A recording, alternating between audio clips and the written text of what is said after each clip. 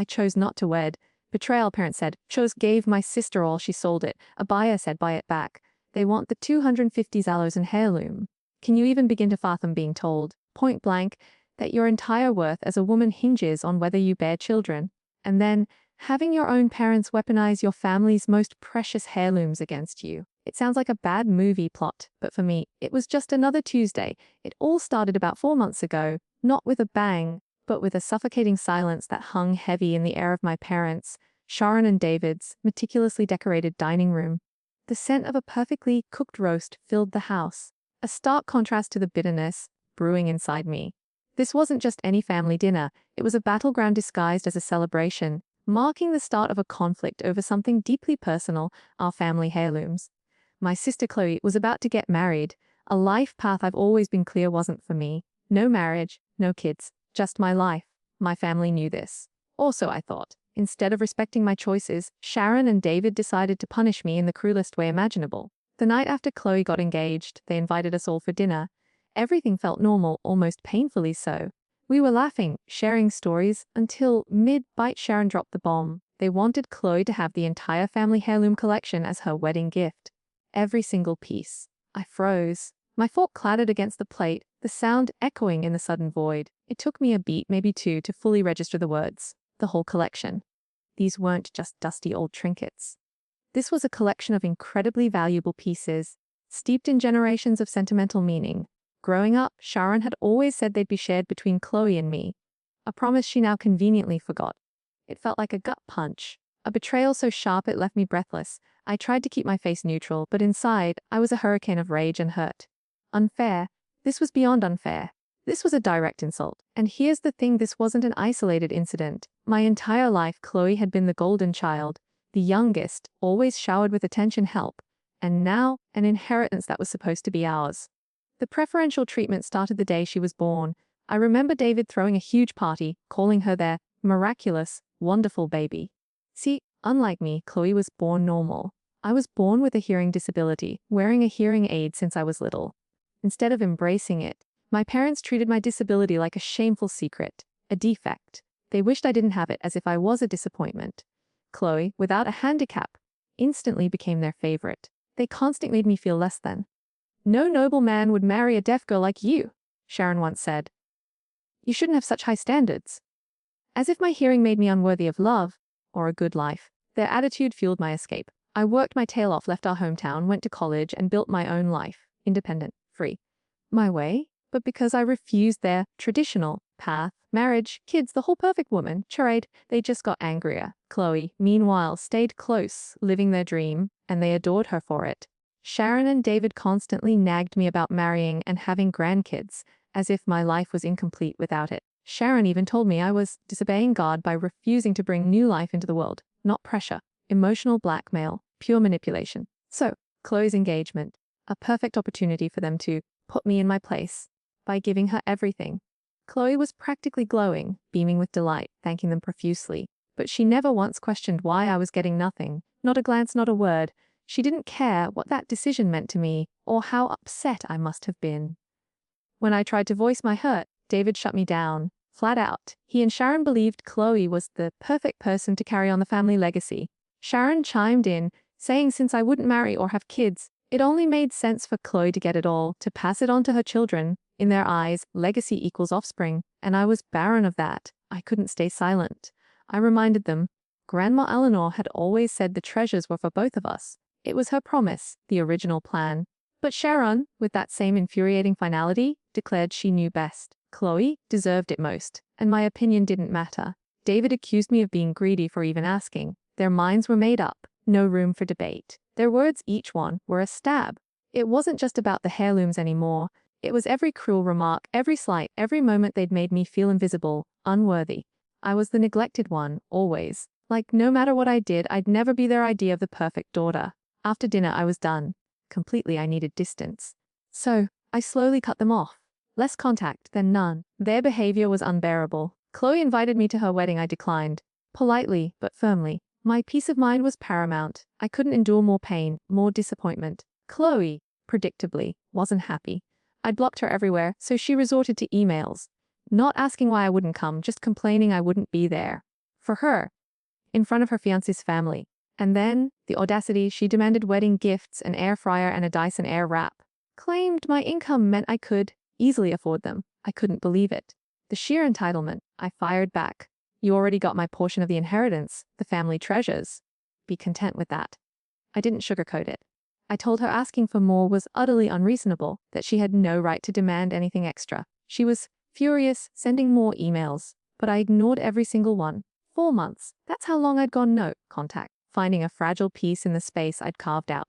Then, yesterday, they showed up at my door unannounced. Sharon and David. That never happens. My heart pounded. Something was seriously wrong. I let them in, on edge. What's going on? I demanded. No time for pleasantries. Sharon started with a bizarre, out-of-character apology. We missed you. We feel terrible. I narrowed my eyes. My parents, apologizing. This felt completely fake. Too convenient. I'd spent a lifetime feeling like second best, and now they were sorry. I cut straight to it. What's really going on? David, after an agonizing pause, confessed. They'd realized I was the more deserving one. They wanted me to carry on the family legacy now. But, of course, there was a catch. One task. My skepticism flared. I indulged them? What task? I figured it was some grand gesture they wanted from me. What they said next shattered me. To get the heirlooms, I had to buy them back, from the exact place Chloe had sold them all. My mind reeled. Sold them. Chloe. I stared, speechless, my mouth dry. Was this a sick joke? My mother? Sharon finally admitted the truth. Chloe had sold the entire collection, thousands of dollars, to fund her failed business venture, just gone. The years of history, the sentimental value, all cashed out for a quick buck. Apparently, Chloe's business imploded. She and her husband were deep in debt. Guess who they ran crying to? Sharon and David.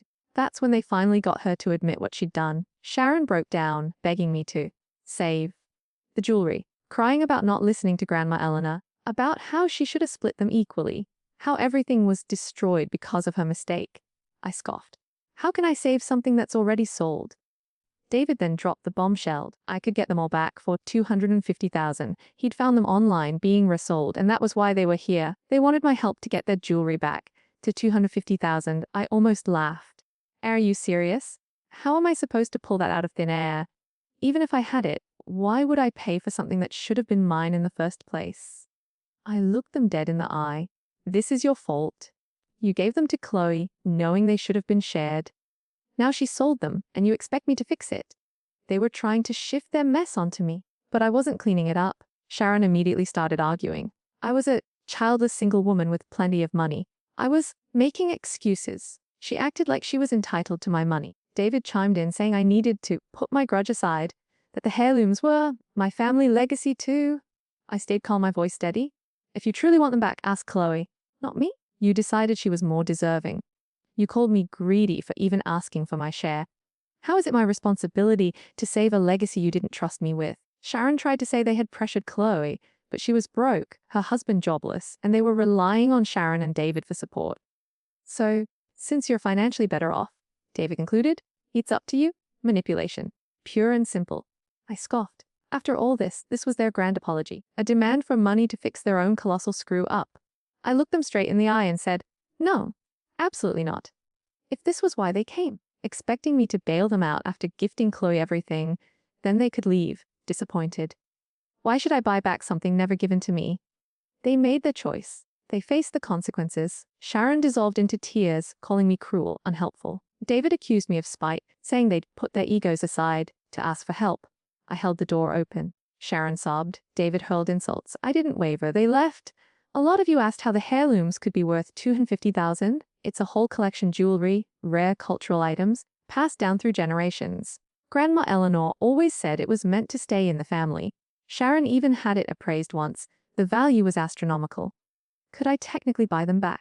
Yes and no. I have a good career, but I don't have $250 just sitting around. It would decimate my savings, my emergency funds. It would be reckless, ridiculous. And Chloe, no contact since the wedding. She knew what she was doing when she took them, and she definitely knew when she sold them.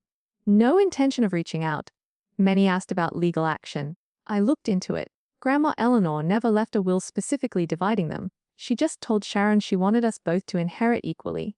But without a written document, it was legally Sharon's decision. So no court, no lawyer, nothing I could do. Just when I thought it couldn't get worse, guess who showed up?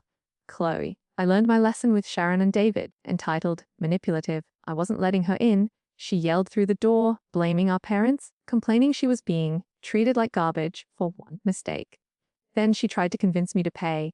If you just buy them back, everything will be fine. I told her loud and clear. This isn't my problem. I didn't make a selfish decision. I didn't sell decades of family history. I'm not fixing your mess. She complained no one ever helped her. I almost laughed. She'd had everything handed to her. She finally left when she realized I wasn't budging. The absolute audacity. My parents are taking out a second mortgage on their house, going into debt to repurchase the heirlooms Chloe sold. The thought of a stranger owning them is more terrifying than risking their own home. It's mind-boggling.